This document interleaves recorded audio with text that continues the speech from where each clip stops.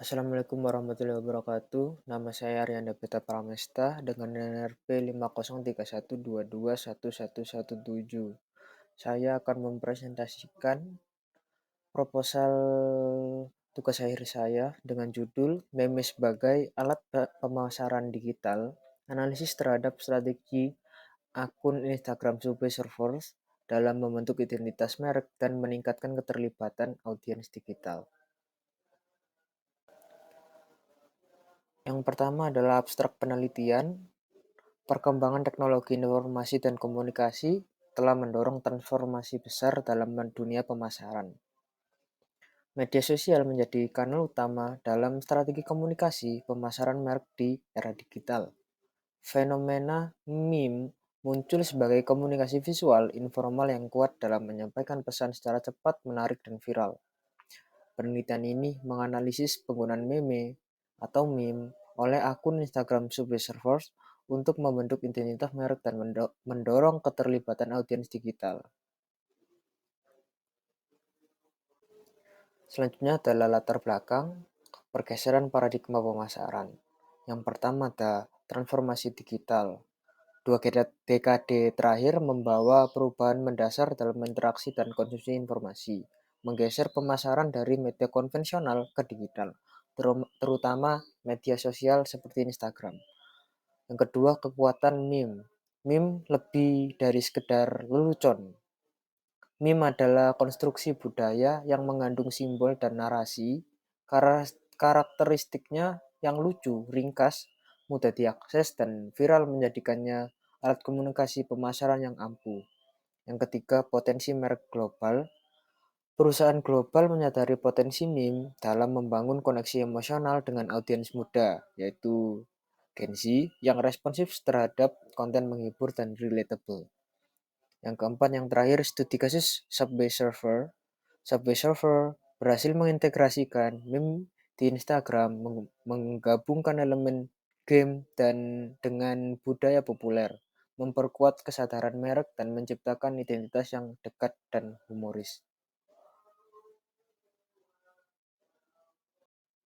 Yang selanjutnya adalah rumusan dan batasan masalah. Rumusan masalah adalah sebagai berikut. Yang pertama, bagaimana akun Instagram Server memanfaatkan meme sebagai alat pemasaran digital. Yang kedua, bagaimana representasi visual dan simbolik dalam meme membentuk identitas merek Server. Dan yang ketiga, bagaimana keterlibatan audiens digital terbentuk dan ditingkatkan melalui meme di Instagram Server. Yang selanjutnya adalah batasan masalah. Yang pertama, yaitu analisis konten meme dari akun Instagram resmi Servers periode Januari 2023 hingga Juni 2025. Yang kedua, fokus pada aspek visual, seperti gambar, simbol dan warna, dan teks, yaitu yang seperti caption tulisan dalam gambar dalam bentuk meme. Yang ketiga, interaksi audiens dibatasi pada metode keterlibatan publik seperti like, komentar, share, dan repost. Dan yang keempat, pendekatan kualitatif. Tidak mencakup analisis algoritma Instagram atau data internal perusahaan. Yang selanjutnya adalah tujuan dan manfaat penelitian. Tujuan penelitian yang pertama, mendeskripsikan strategi penggunaan meme oleh akun Instagram Server.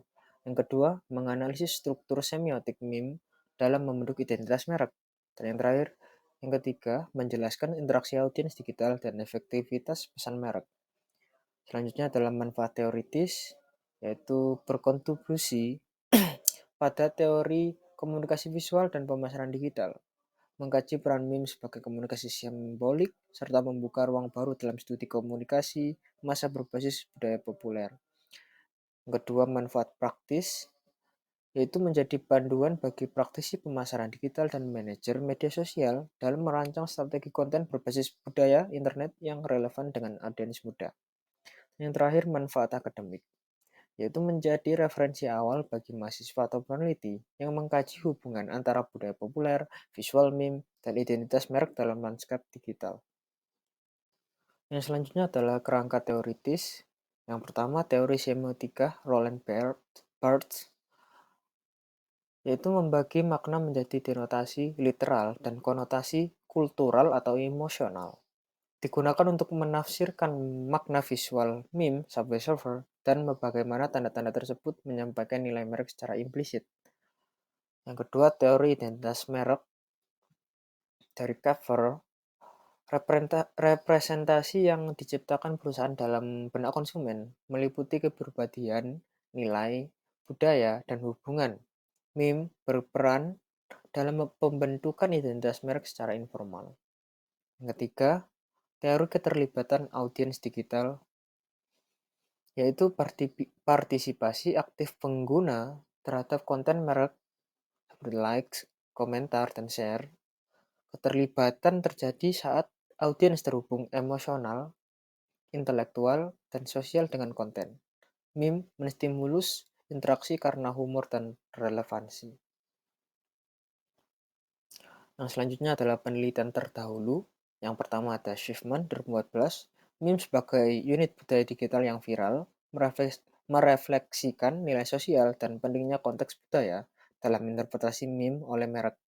Yang kedua ada Daniel 2016, struktur verbal dan visual meme sebagai humor multimodal yang menyampaikan pesan ideologis dan komersial. Yang ketiga Javora dan Trofimenko 2019, selebritas dan merek memanfaatkan konten relatable dan informal untuk menarik keterlibatan audiens muda, menemukan humor, visual kuat, dan narasi personal meningkatkan keterlibatan.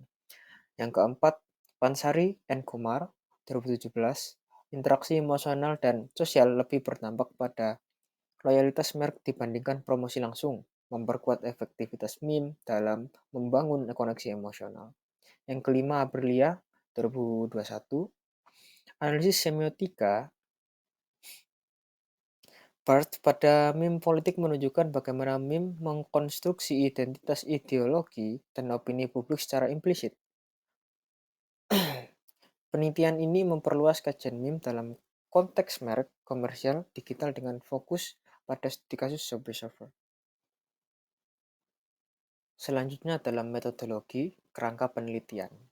Penelitian ini mengadopsi pendekatan interdisipliner yang menggabungkan teori komunikasi visual, semiotika, identitas merek, dan keterlibatan audiens digital.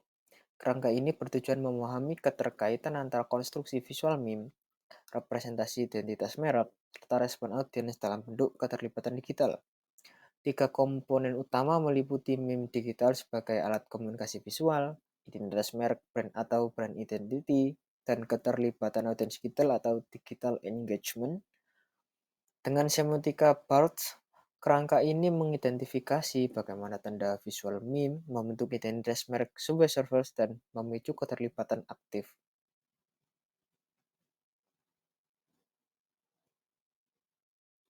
Berikutnya adalah alur penelitian dan pengumpulan data.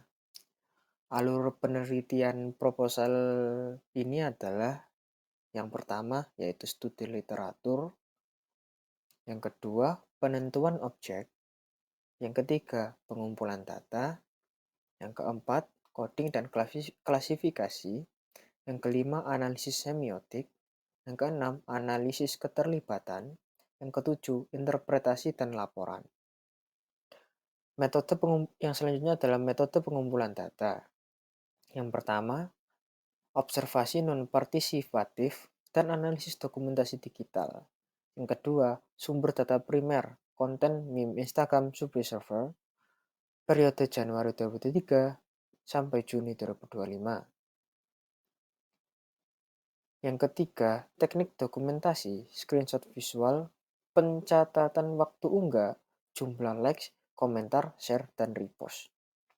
Yang keempat, yang terakhir, alat pengarsipan, folder terorganisir, dan spreadsheet untuk kategorisasi data. Dan berikutnya yang terakhir adalah metode analisis data dan kesimpulan. Metode analisis data, penelitian ini menggunakan analisis semiotik Roland Barthes dengan dua tahap. Yang pertama, analisis denotatif, yaitu mengidentifikasi objek visual dan verbal secara literal, karakter, kata-kata lucu, latar belakang, seperti itu. Mendeskripsikan struktur dasar meme. atau meme. Yang kedua, analisis konotatif, menafsirkan makna, budaya, dan simbolik dari tanda yang digunakan, mengaitkan elemen meme dengan nilai identitas merek. Selanjutnya adalah indikator keterlibatan audiens. Yang pertama yaitu dalam bentuk pasif, yaitu likes dan view. Maknanya adalah ketertarikan awal. Yang jenis kedua adalah aktif, yaitu bentuknya adalah komentar. Maknanya adalah respon emosional atau kognitif. Terus yang kedua adalah partisipatif, yaitu seperti repost, tag, dan mention. Maknanya adalah keterlibatan sosial dan penyebaran. Dan selanjutnya yang terakhir adalah kesimpulan. Penelitian ini diharapkan dapat memberikan pemahaman mendalam tentang bagaimana meme berfungsi sebagai alat pemasaran digital yang efektif dalam membentuk identitas merek dan meningkatkan keterlibatan audiens, khususnya dalam konteks merek game mobile seperti Subway Surfer.